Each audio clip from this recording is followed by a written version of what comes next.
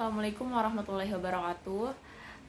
Saya Apini dari RA5 Manajemen Sumber Daya Manusia. Di sini akan meresum tentang mata kuliah manajemen kinerja.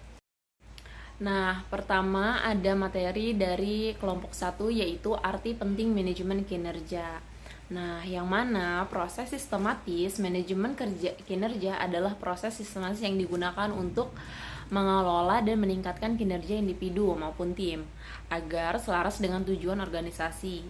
Lalu ada alat pengendali organisasi juga, yaitu memastikan semua aktivitas berjalan sesuai strategi yang mana telah direncanakan oleh organisasi. Lalu ada pengukuran kinerja, yaitu organisasi dapat mengetahui tingkat pencapaian target dan mengevaluasi kekurangan yang ada. Lalu ada manfaat dan tantangan manajemen kinerja. Manfaat utama yaitu satu, produktivitas, yang mana pegawai bekerja lebih terarah karena target jelas. Lalu kedua, kejelasan peran, yaitu tidak terjadi tumpang tindih pekerjaan. Lalu ada pengembalian keputusan, data kinerja menjadi dasar kebijakan manajemen. Lalu terakhir ada motivasi kerja, yaitu adanya sistem penilaian dan penghargaan. Ada juga tantangan penerapan, yaitu kurangnya objektivitas, yang mana penilaian sering dipengaruhi subjektivitas atasan.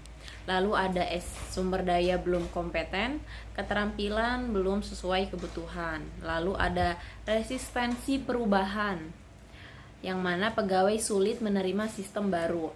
Lalu terakhir ada isu strategis, yang mana transparansi, akuntabilitas, dan integritas masih menjadi masalah, terutama di sektor publik. Nah, selanjutnya kelompok 2 yaitu tentang kepemimpinan dan pendekatan sistem. Kepemimpinan efektif, pemimpin tidak hanya mengarahkan tetapi juga memotivasi dan menginspirasi. Ciri kepemimpinan meliputi kemampuan menciptakan lingkungan kerja positif, yang mana mendorong peningkatan kinerja berkelanjutan dan memberikan arahan yang jelas. Lalu ada pendekatan sistem. Organisasi dianggap sebagai satu kesatuan yang saling terhubung. Setiap bagian saling mempengaruhi, sehingga harus terkoordinasi secara menyeluruh. Lalu ada dimensi kinerja organisasi. Efektivitas pencapai tujuan, efisiensi pengguna sumber daya, kualitas mutu hasil kerja, dan inovasi kemampuan beradaptasi dan berkembang. Lalu di sini ada konsep dasar dan faktor keberhasilan. Yang pertama, konsep dasar manajemen kinerja.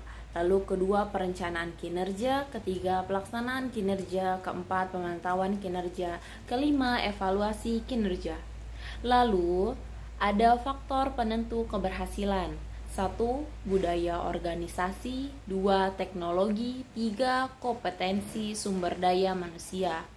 Lalu yang terakhir, strategi yang tepat.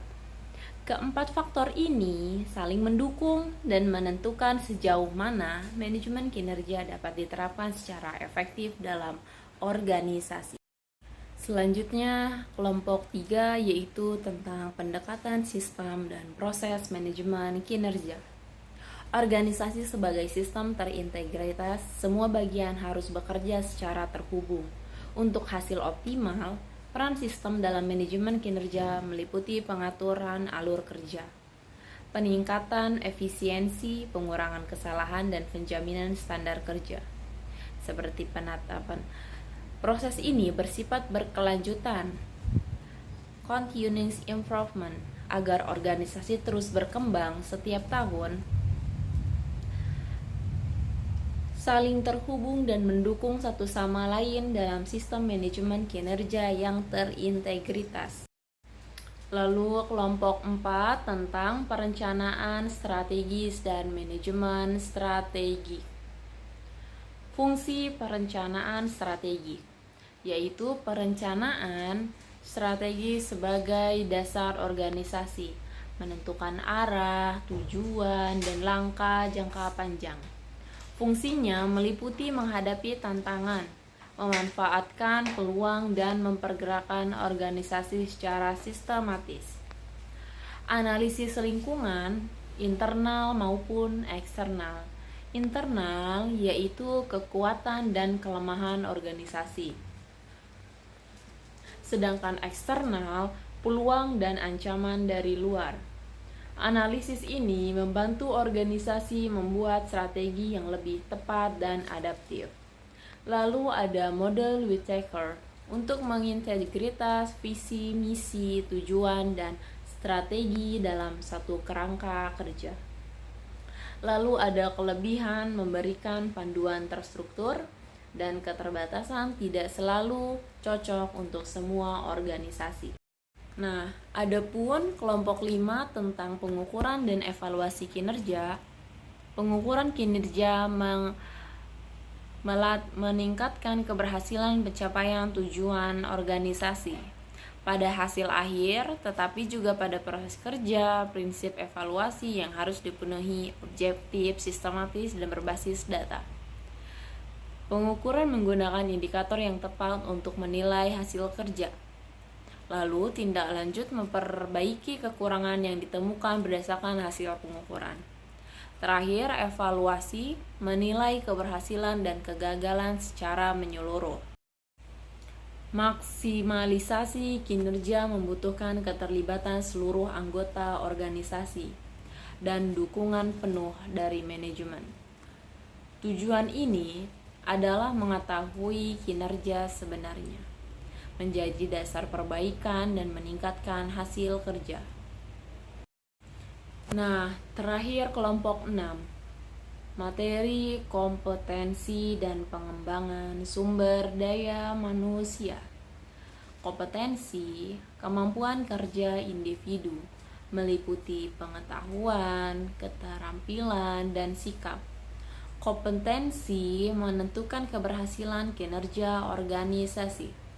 Analisis kebutuhan kompetensi digunakan untuk mengetahui kemampuan yang diperlukan dalam pekerjaan.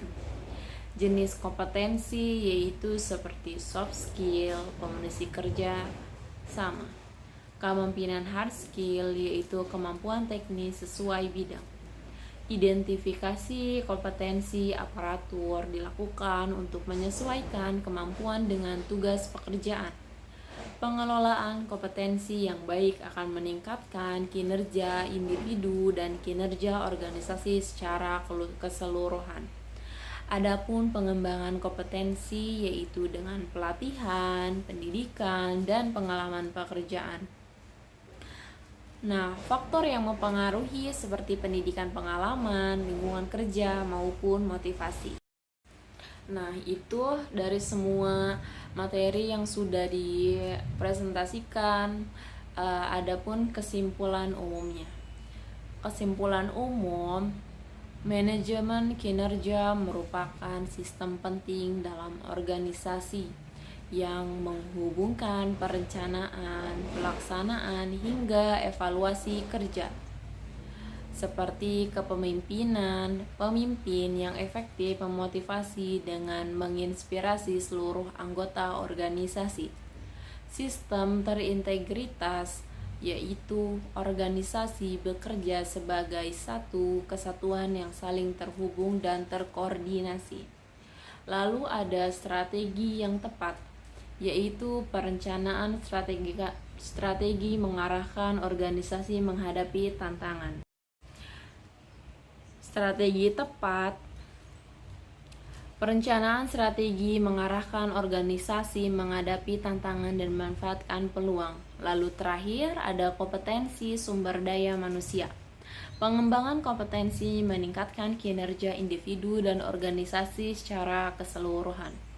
Jika semua elemen terus berjalan dengan baik, maka organisasi dapat mencapai tujuan secara efektif, efisien, dan berkelanjutan.